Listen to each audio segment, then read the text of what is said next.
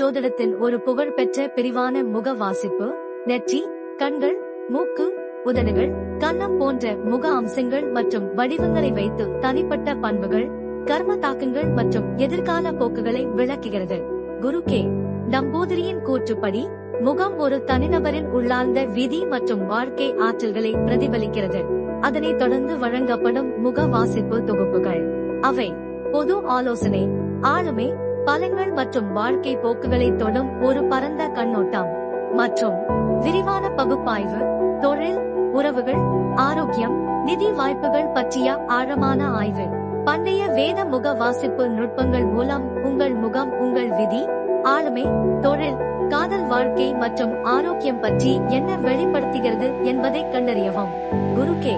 நம்பூதிரியின் முக வாசிப்பை இன்றே முன்பதிவு செய்யுங்கள்.